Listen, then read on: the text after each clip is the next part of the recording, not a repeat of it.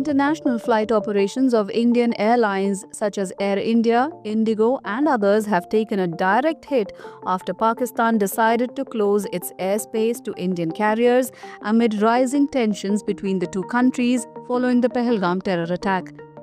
Flights bound for North America, the UK, Europe, and the Middle East from North Indian cities will now take longer alternate routes over the Arabian Sea, resulting in extended flight durations of up to 2.5 hours. So it's a longer flight, and when the longer flight happens, the fuel is more consumed, and when the consumption of fuel happens, that the flight cost goes up, and it's actually given to the customer. So the customer starts getting affected with the travel. The closure of Pakistani airspace for Indian aircraft adds significant costs such as more fuel and crew working hours.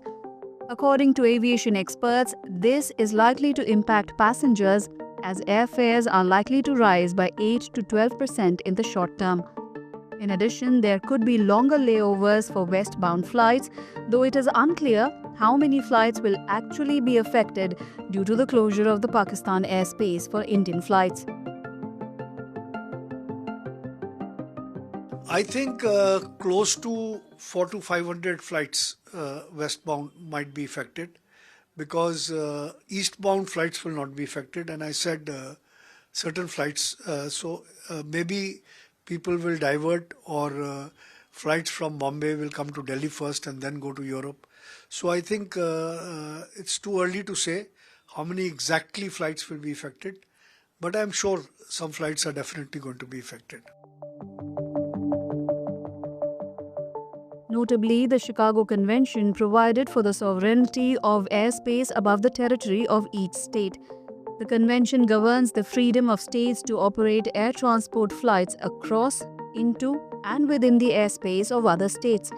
According to the convention, the contracting states recognize that every state is entitled to require the landing at designated airports of a civil aircraft flying above its territory without authority.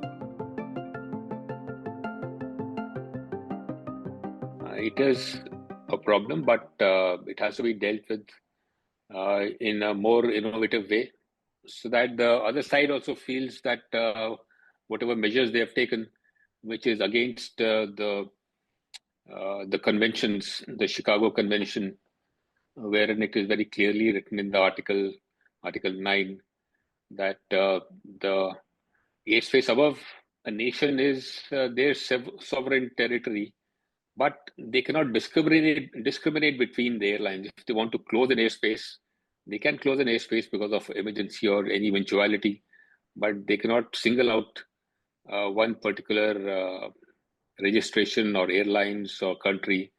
So that is kind of a discriminatory thing, which the UN must look into. As the global landscape becomes more complex, this move adds yet another layer of strain on the Indian aviation sector, and passengers are likely to feel the pinch sooner rather than later.